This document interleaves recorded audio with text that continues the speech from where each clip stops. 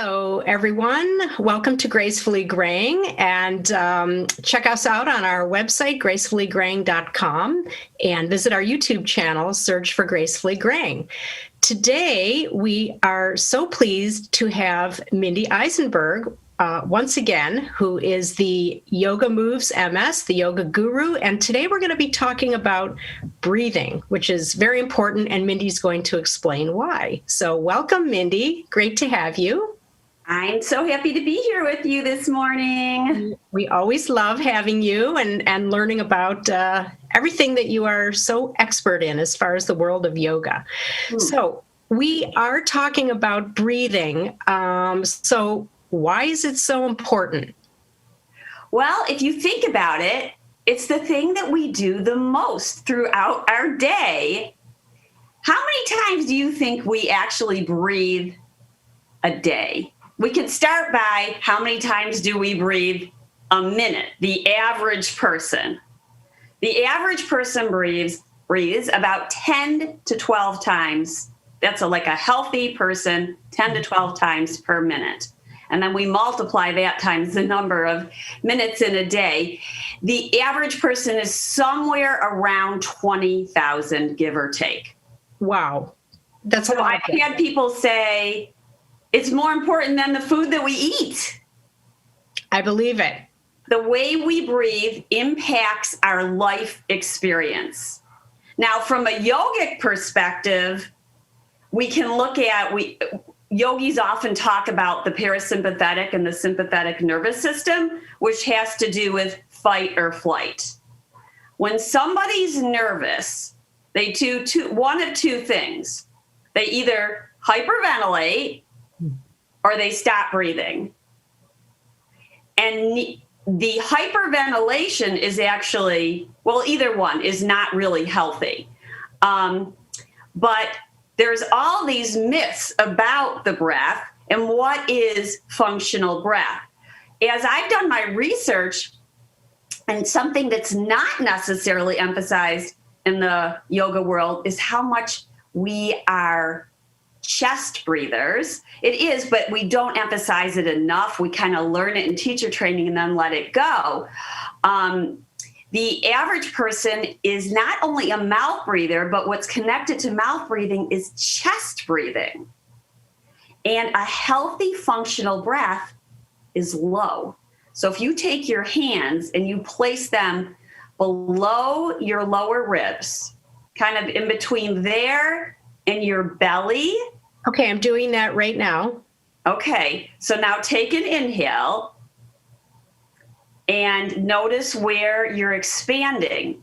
The average person is expanding up here, not down there. Mm-hmm. But a diaphragmatic breath, the diaphragm lives right where your hands are.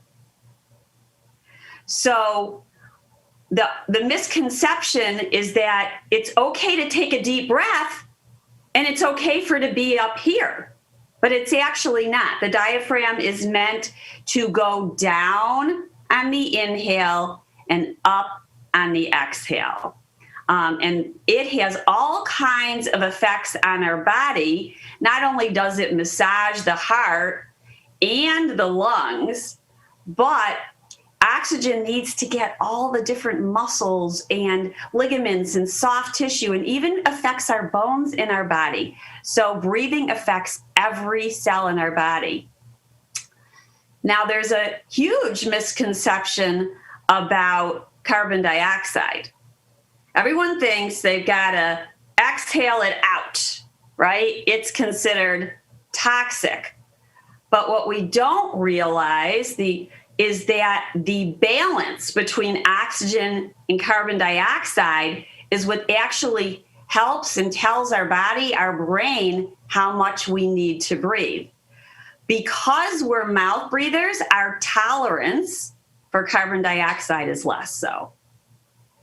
And so a dysfunctional breath is breathing through the nose, breathing irregularly, breathing in the chest. Very often it's audible. That's another thing in yoga. They'll teach this. The most common breath they teach is called Ujjayi. And they'll say you can hear the breath at the back of your throat. and it has like an ocean, like Darth Vader kind of sound. And this can be further from the truth. What we know is that a functional breath is actually through the nose. It is an abdominal diaphragmatic breath. It's rhythmic. It's quiet. We can't hear it. And the tricky part is that we can't see it when someone's at rest. It's slow and it's low. So when I'm teaching it, I'll say we want a slow, low, cyclical breath. And over time, we can actually train ourselves to breathe through the nose. This isn't something that's like hopeless. It's actually something that we can retrain.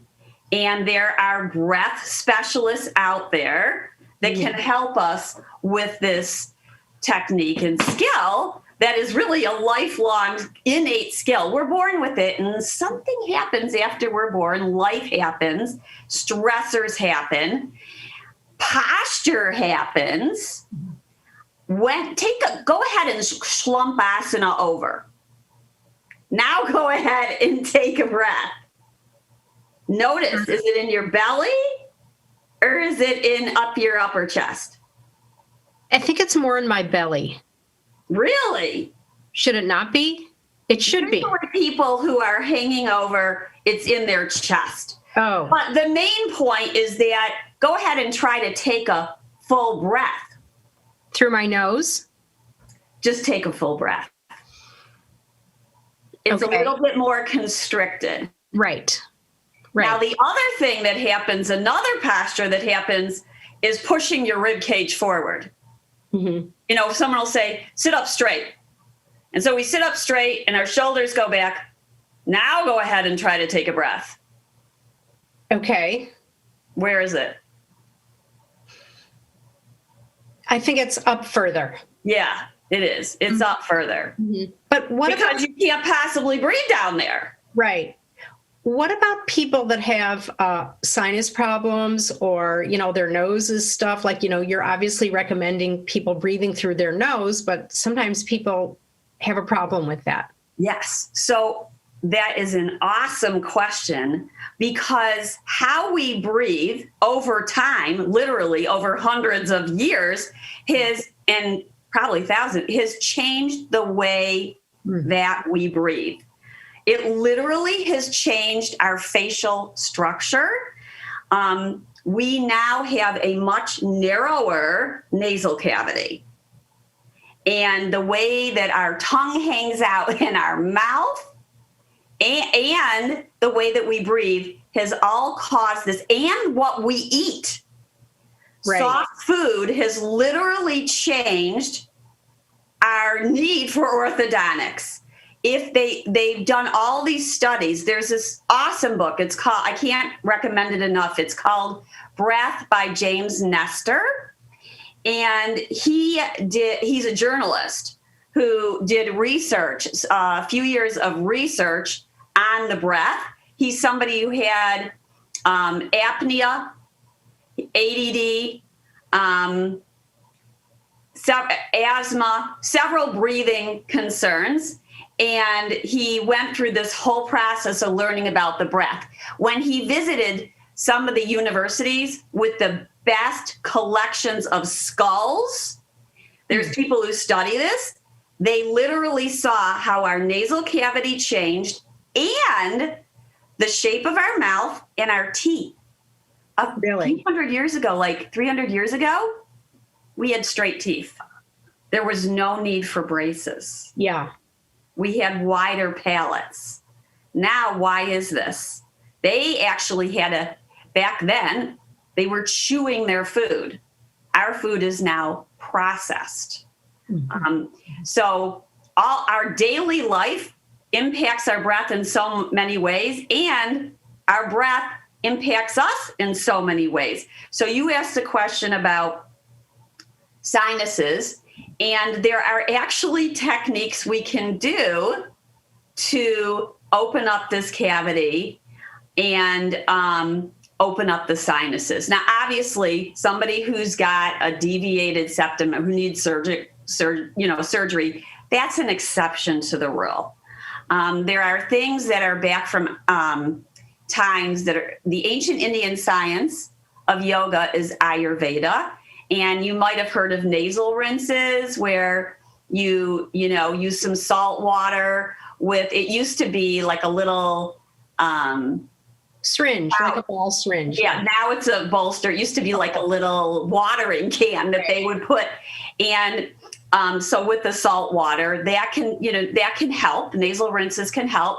Moisture in the nose can help. So they would use something like a sesame oil and put it up the nose. Mm-hmm. And there are these drops called Nazaya drops that have some herbs in them that can be extremely helpful as well. Changing the diet can help. There's a breathing technique that I just learned from my research that actually helps to open up the nasal cavity. There's a few that I'm going to show you. One is this one I just learned, and we can do it together. It looks a little silly, perhaps. Okay. But what we're going to do is we're going to inhale, and then we're going to exhale, and then we're going to plug our nose. Mm-hmm. And we're going to go like this. We're going to sway back and forth a few times and up and down. We'll do that a few times. The prescribed amount is like 5 times, and we're going to take a rest or a pause in between each time. And just kind of notice how it's not going to be dramatic, but just note, I've played around now with my students with this, and the ones who are stopped up have noticed that there's some opening. So see what it is for you. Okay. I'm not saying it's a cure, but it's a technique that is used. So we're going to take a nice inhale and exhale through the nose. And then we're going to plug it for about 5 or 6 counts. And just kind of sway and have fun. And then when we're done, you'll take an inhale. So let that go and inhale through your nose. And then just know how that feels. Just feel, what do you feel? It feels good. It feels pretty clear. Yeah, so that's what happens. It gets a little clearer. Let's do it. We'll do it one other time. Now, when you plug your nose, are you plugging it up here? Or I don't think it really matters. I'm kind of going center. Okay. And you don't have to squeeze it so hard that no air is going to get through it. Mm-hmm. So we'll go again. Take an inhale and an exhale. Plug it up for about 5 to 6 counts. And then let it go. So you may or may not notice, I feel a little bit clearer. The recommendation is 5 to 6 times. What we're actually doing when we breathe through the nose is we're producing nitric oxide. That is a natural molecule, but it has a role. And our nose is the first defense in our immune system. It's a filter, but this nitric oxide acts as a nasal muscle dilator. So it helps. What does that mean? What it means, and I'm not a scientist, but it helps to open up the nasal passageways. And the other thing that nasal breathing in nitric oxide properties is antimicrobial. So it helps us, and it has antiviral properties, which are our first defense, especially now. We want to breathe through our nose. I know especially it's really tough with masks. It's really tough right now with the masks. Yeah. You don't know where you want to breathe, right? Mm-hmm. But when you're free to do it, that's what we really, and when this is all over, we really want to use our first defense, which is our nose. Interesting. I think most people have no idea about this.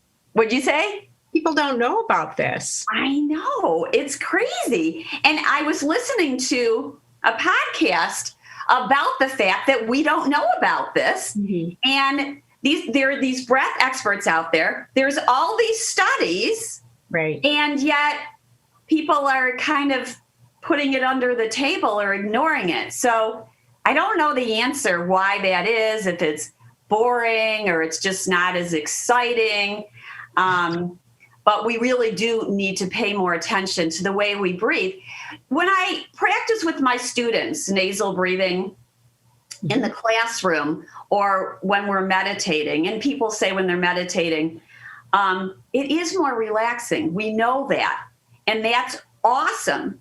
We need to learn how to take what we're learning in our breathing practices for it to happen throughout the day. Right. It shouldn't just be like an exercise while you're doing yoga. It needs to be inherently something that you do all day long. Yeah. Exactly. And a lot of people, I think Henry mentioned that he practices breathing before bed, which is an awesome time to do it. The other thing that's kind of is mentioned is a way to test out, it's called your control pause. And people think the more we breathe, the better, but actually that's not really true. Now, as much as the average person breathes 10 to 12 times a minute, studies have shown that we actually want to breathe, and James talks about this in his book, around 5.6 times. So let's say 6 times. We need to cut it in half. The natural place for a pause is at the end of the exhale.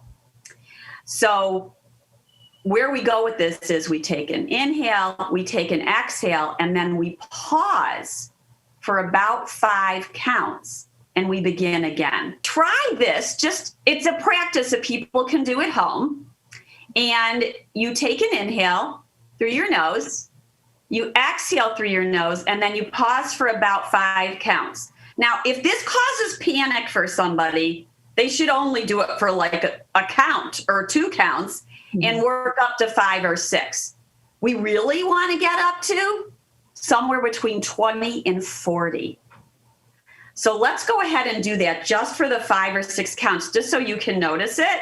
I'll talk you through a few times just to see how it feels to do that, and people watching this can try it too. This is something they can practice throughout the day. Okay. So we're going to inhale through the nose and exhale through the nose, and now hold it for about 5 counts. And then again, inhale through the nose. Exhale through the nose. Hold for about 5 counts. Inhale through the nose. Exhaling. And hold. And then release that. It seems like a long time. It does.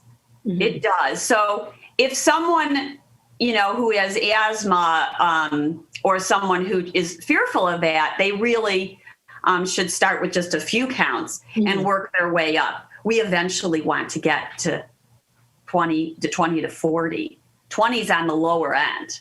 20 to 40 times doing that? Counts. Of the in between? So of the pause in between the inhale and the exhale. So the ideal would be to about have 5 count inhale, 5 count exhale, hold for about 5 counts. That's when we're practicing, but we really want to get to somewhere between 20 and 40. So essentially it's like holding your breath for 30 seconds. If we go back to the monks and the Buddhas, they practiced to the point where you could barely tell they were breathing. Really? The reality is we don't need to breathe as much. I just want to mention, because you're an athlete, and for all the athletes, the studies also find, and athletes find, that breathing through the nose improves their performance. When you're breathing through running, when you're, breathing through the nose. Any aerobic activity. Yeah. So there is this mouth tape I brought to show you, and really it's just surgical tape. And we have a huge percentage of people who have apnea. My daughter has apnea. I have a funny feeling that my son Noah has it in maybe a milder way. Yeah. And for years she's been waking up exhausted. And apnea has the impact of exacerbating every condition you could possibly think of.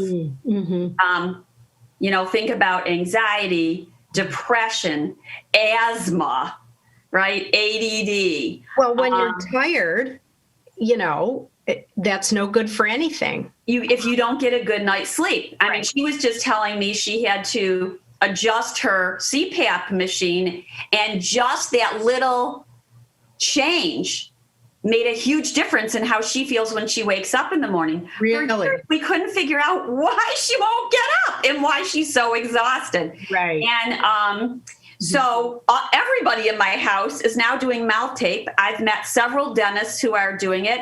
I've met several doctors who are doing it. It's still not widely recognized in the medical community, but I think it's more and more so. We need some really good studies out there.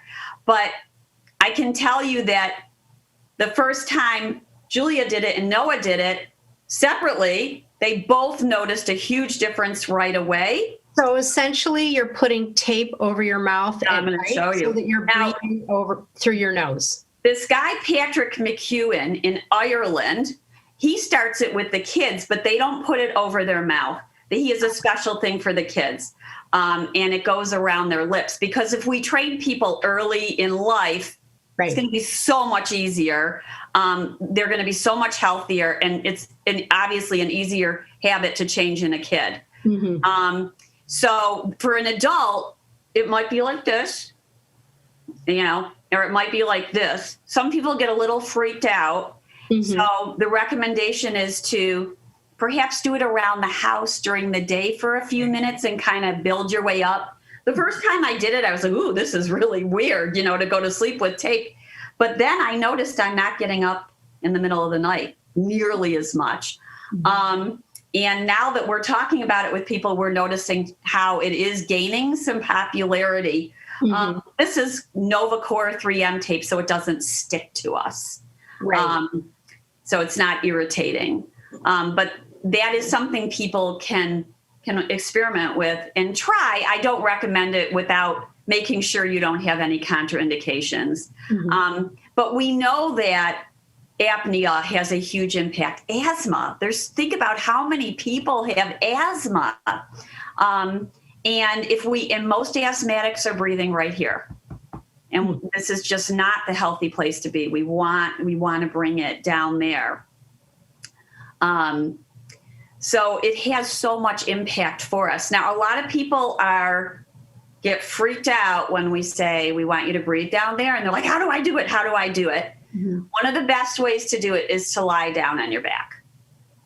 And then you can play with feeling your belly expand. And I tell people to put like a bean bag, like a bag of beans, something weighty on your belly so that you can feel it going up and down.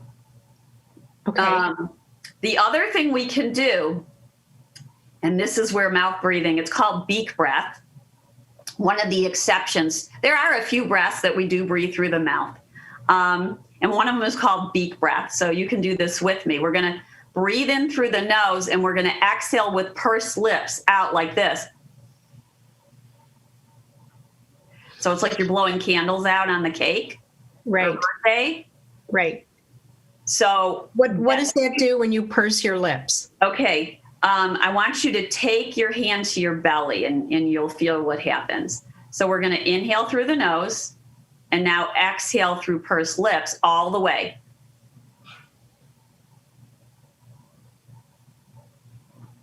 What did the belly do? Do it again so you notice it. Inhale in through the nose and exhale out. The belly's going out. Uh-oh. All right. We have to have a meeting. Is it not supposed to? No, it's supposed to go in. So you're bringing up a huge point, and that is that many of us, including me, was a reverse breather. When we inhale, we want to expand. The diaphragm is moving down. When we exhale, we want the belly to pull back in. Okay, I feel it going down. You do? I do. Okay. All right. So that breath can help us feel that sensation. A lot of people don't feel it. A lot of people have reverse breathing and don't know it. I was teaching yoga for years, and I went to get a massage, or this guy, he specializes in manipulation of muscles. Mm-hmm. And he says, "You're a reverse breather." And I'm like, "No, I'm not. I'm a yoga teacher." He goes, "Oh, no, you're a reverse breather." And I started to realize that I was holding my belly in on the inhale. And it's tough to change. It's really tough to change. So on the inhale, your belly's going to go out. Yes. Yeah. Okay. Yes. That makes sense. Yes, it does, because we have to make room for the diaphragm. The diaphragm is this flat pancake muscle. Right. So as we inhale, it has to have space to go down. Mm-hmm. Mm-hmm. So when we exhale, it's going back up. We walk around and we pull our belly in out of stress. You know, a lot of people pull their belly in. They don't want anyone to see their belly. That could be reason too, right? So we hold it in. Go ahead, hold your belly in and try to inhale. Right. It's hard because it's It's crazy. Mm-hmm. It really is. It's hard. You barely can do it. So we can't get the proper amount of this balance between carbon dioxide and oxygen and nitric oxide going out through the nose if we're dysfunctionally breathing. And it literally affects the alkaline and acid pH balance in our body. Really? Yes. Huh. Yes. So this is a learned exercise. It's learned. It can be changed, and there's hope. I've been studying with a gentleman, this Patrick McEwen in Ireland. It's called the Buteyko breathing methodology, which is mentioned in James Nestor's book. There's a few experts out there, and they're teaching different ways to breathe. Mm-hmm. In yoga, different types of yoga have different techniques. There's a multiplicity, but what we have to remember is that prana and pranayama, which are the terms used in yoga for breath, some of my yogi friends went back to the Vedas, these thousands of years text about why or what the yogis knew. They were so smart. And it was that prana means life force, right? Mm-hmm. Our breath is part of our life force. It's the subtle energy in our body. Yama means control. So really, they were working on the pause of the breath. That's the control of the breath. Way back when, and we've just lost it. Way back when. Mm-hmm. Way back when. If we go back, it wasn't about the Darth Vader breath. It wasn't about taking. So there's this misconception, take a deep breath. And what do you think when you think of that? Deep breath. Take a deep breath. Mm-hmm. Like that would calm you, but not necessarily. Right? And we're thinking, oh, deep is big. Deep is not necessarily big. Deep is low. Mm-hmm. Mm-hmm. So there's so much to learn. There's a lot to learn. I feel like you could teach a whole class on the history of breathing. I mean, that's a whole study, obviously, unto itself, which you could teach. It really is. I'm telling you, I could not put down that book. Yeah. I was like, how come I can't put down a book on the breath? It's almost got suspense in it. Yeah. Well, what I'd like to do, because we've actually run out of time, is it's so fast with you. I know, but it's so interesting, and everybody can use this information. And when we post this to our Gracefully Graying site, I'll also post the author and the name of that book, which would be great. Awesome. So thank you, Mindy, for educating us on breathing. There is so much more to learn. We're going to have to do this again soon. You're a regular. I love getting up in the morning with you. It's fun. Yeah. What you do is so important, and you help everybody, and you're so great at it. So thank you again. And to our viewers, thanks for watching Gracefully Graying. Again, visit our website, gracefullygraying.com, and our YouTube channel. And see you next time, Mindy. Thank you. All right. You have a great day, Lori. You too. Bye-bye.